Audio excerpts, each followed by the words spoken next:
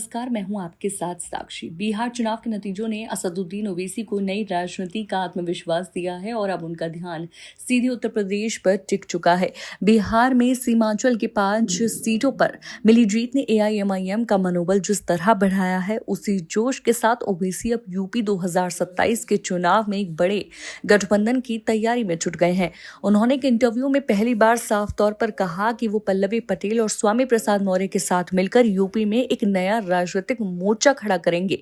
ये बयान इसलिए अहम है क्योंकि 2022 के चुनाव में ओवैसी गठबंधन की ड्राइविंग सीट पर नहीं थे। तब इंजन ओम प्रकाश राजभर थे, पर इस बार वो खुद गठबंधन के मुखिया के तौर पर उतरने के संकेत दे रहे हैं। बिहार में बसपा के साथ उनकी चुपचाप बनी अंडरस्टैंडिंग भी चर्चा में है, पर यूपी में मायावती अभी किसी गठबंधन के मूड में नहीं दिखती। ये सब मिलकर संकेत देता है कि 2027 से पहले यूपी में तीसरे मोर्चे की जमीन बनने लगी है, जहां ओवैसी खुद को मुस्लिम वोट के सबसे बड़े दावेदार के रूप में स्थापित करने की कोशिश करेंगे। इसी बीच एक घटना और चर्चा में है, मुख्तार अंसारी के छोटे बेटे उमर अंसारी के वलीमे का। इस रिसेप्शन में कई सपा नेता शामिल हुए, लेकिन खबर इसलिए सुर्खियों में आई क्योंकि ओवैसी और अखिलेश यादव दोनों पहुंचे, लेकिन आमने सामने नहीं आए।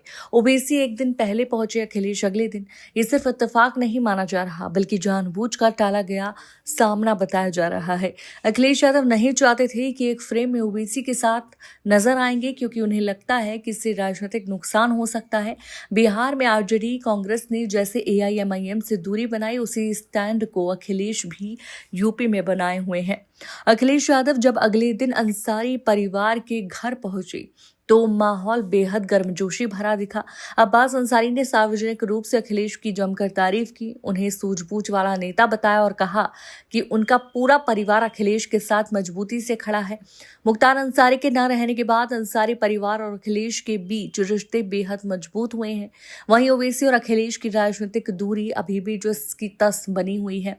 दोनों एक दूसरे से बचकर निकल जाते हैं, लेकिन 2027 के चुनाव में मैदान पर उनकी सीधी भिड़ंत होना तय है।